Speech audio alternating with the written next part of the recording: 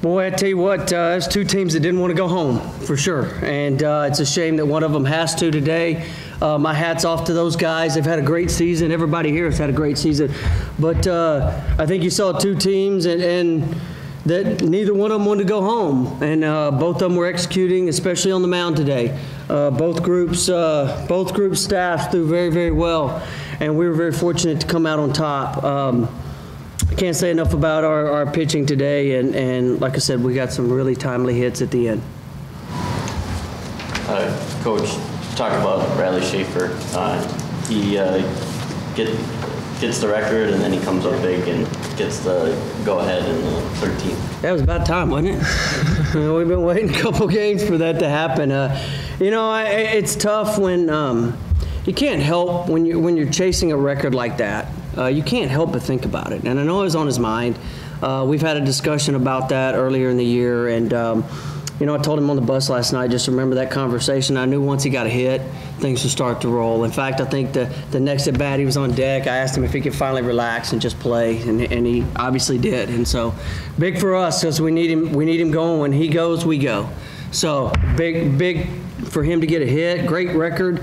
That's a record that was set when we were in AI, and I actually was there as an assistant that year. But we played we played 56 games that year, and the young man that had the record was drafted that year. So great record. Glad to have him back on board with us and not worried about it. And I think we're going to roll from here.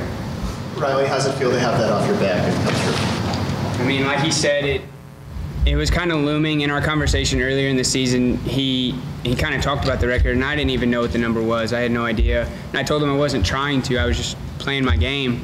And then as I started inching closer and as more games started happening, people started to talk about it. And I mean, like he said, as you get close to something like that, it's hard not for it to be on your mind. And so I just kept saying when I was up at the box, just play the game like I know how. Just do me. Just do what I've been doing. And I mean, everyone kept saying, you're pressing. And I was like, I'm trying not to, but I guess I still am. And it was just one of those subconscious things. But I mean, to finally get it, it was like just relief to know that I had finally done it. And then I could just like play the game that I knew how. And then kind of take us through the at-bat with 2 outs in the 13th, and you got the hit to go ahead.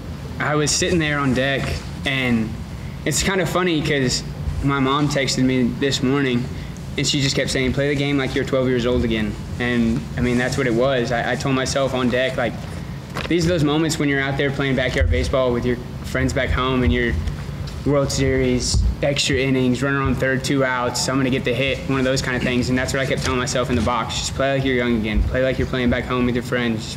Just relax like a young kid. And then, Coach, talk about the pitching performance.